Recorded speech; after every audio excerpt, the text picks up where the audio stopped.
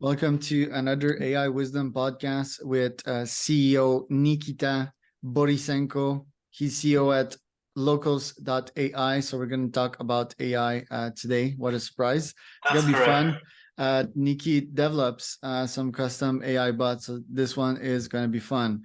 This podcast is brought to you by podfire.com. If you want to start a scale, be invited to podcasts like this one or find sponsors. Podcasts are cool. You can learn from them, can meet new people, can even generate clients from them and subscribers. So podfire.com for that.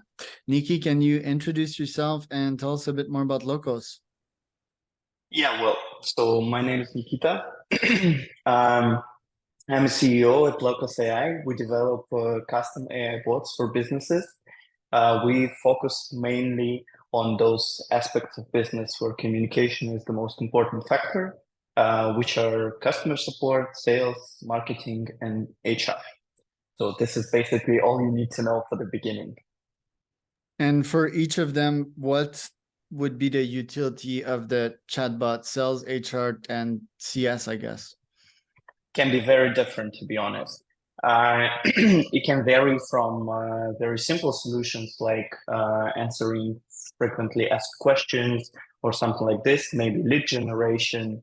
For HRs, this can be two things. This can be recruitment automation or HR processes like how to get a vacation or how to onboard people and all this kind of stuff. So it varies from client to client, from business to business, but generally this is all connected to communication, and the bots in general are made to automate and to eliminate those simple things that humans usually find very tiring doing. Right. Okay. And this company, when did you decided to start it, and why did you decided to start it? So I live in Cyprus now, and my company is based in Cyprus. I came to Cyprus in 2022 in February, and in autumn season, I decided to open a company. I used to work with conversational AI before as well, but I was focused on business operations mostly, so fixing processes at different companies and how companies work within them, sales department, marketing department, all this kind of stuff. So when I came to Cyprus, I saw many companies struggling with processes, struggling with automation. In Europe, in general, automation is still, well, I can't say a rare thing, but it is still underdeveloped. Let's put it this way. And so there's a lot of work to be done. Many people are still calling to get an appointment. Many people are still having to write an email to get to customer support. So there's a lot of work to be done.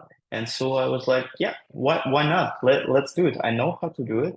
And I love conversational AI. I think automation is the key to success of the company, any company basically.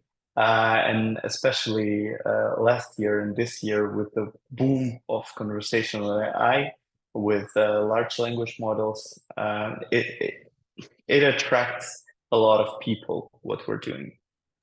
Right. So you started that one prior to that boom that we have foreseen, or I mean, during that boom, like a year and in 8 months ago, you foresaw like that major growth. Who do you target, and how do you target them? You mean the companies that we work with? Okay. Well, as I told you, can be basically any company. The companies that I find most progressive in our business are like fintech companies and everything connected to gambling and all this kind of stuff. Every digital product is the first thing. These companies are the most active in terms of developing new technologies, involving themselves in new technologies. They're the most interested. But what I see now is like that other companies, the more traditional business sector, is also coming to this, they also understand the necessity of automation because these are the companies that struggle most of outdated technologies. Like what I told you before, that people are still calling companies to get an appointment or to get any information about their product is still there. And so they are beginning to understand that it's also, that would be nice for them as well. So can be anyone, any company, but like fintech sector, gambling sector are the most involved. Fintech. So, okay, fintech are usually like tough to get as clients because they've got like all these cybersecurity measures and so forth. So, how do you outreach to them? Cold outreach, LinkedIn outreach? LinkedIn outreach is the most important one for us, yes.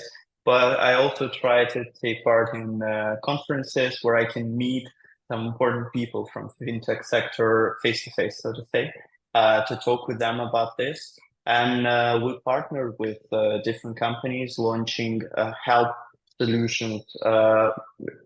Last week, we launched Cyprus Guidebot together with Tech Island, is the biggest tech community or community of entrepreneurs in Cyprus.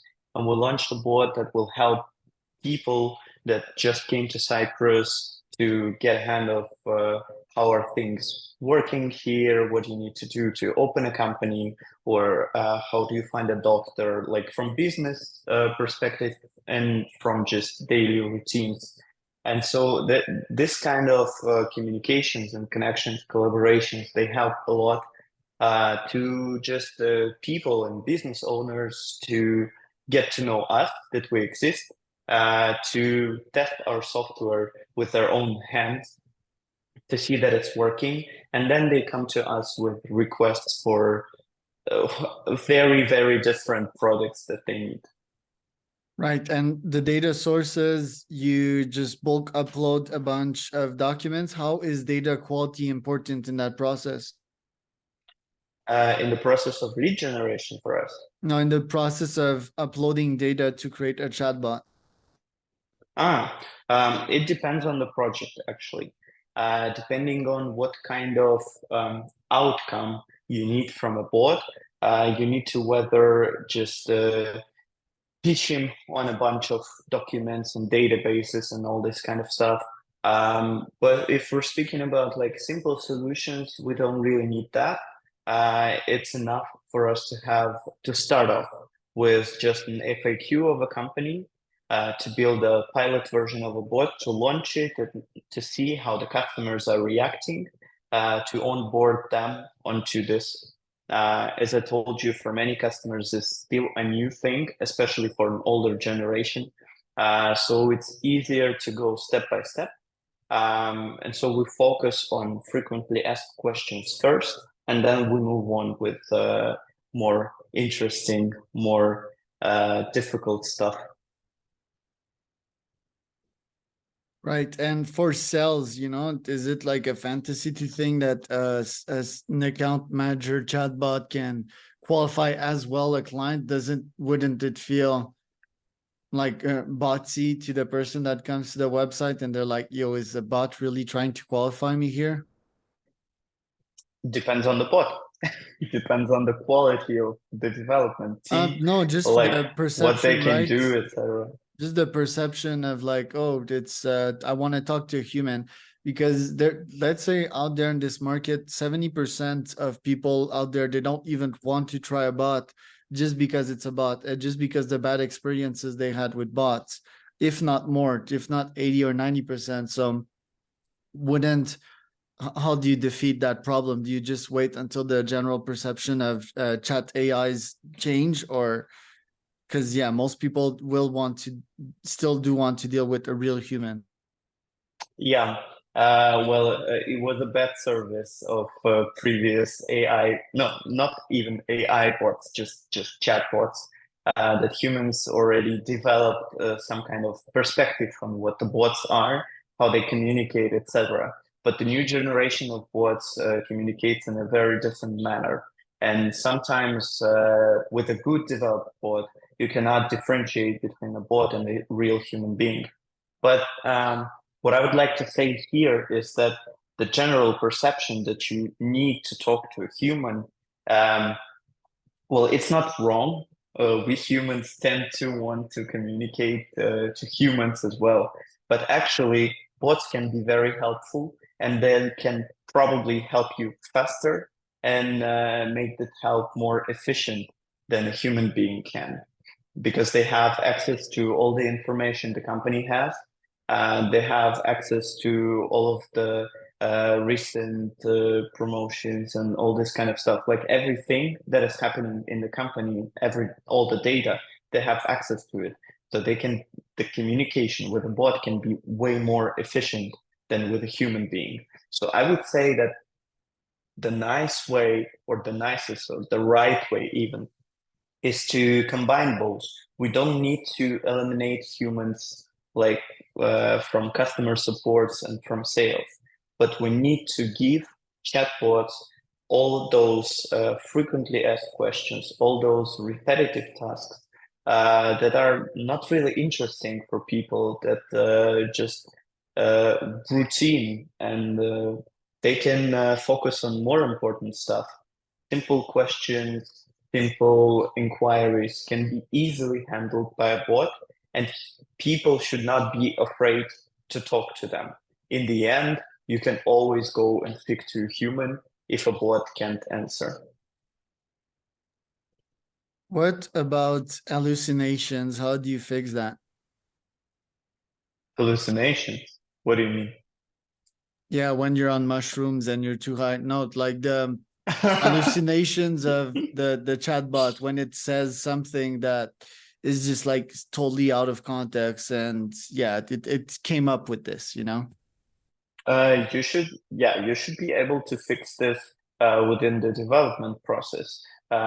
It's a thing that you can easily eliminate, and it's not really a problem if you develop the bot in a correct way. Let's put it this way.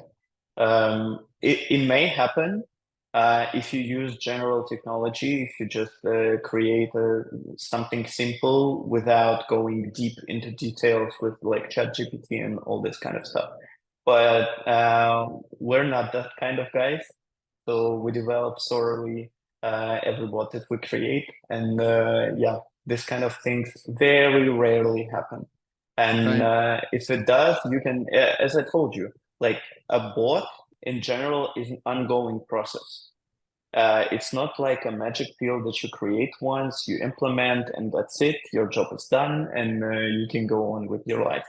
Uh, there are iterations, and you go step by step, developing and then improving, obviously.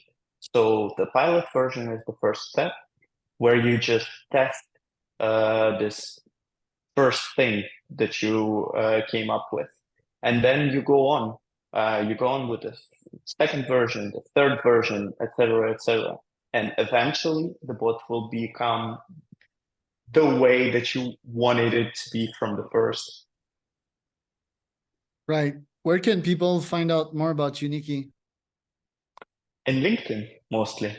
I'm very active on LinkedIn, and we are very active from the side of locals.ai as well. You can find both sites, both pages on LinkedIn. This is the correct place. Right. And I'm Charles Cormier, your host of CEOWisdompodcast.com.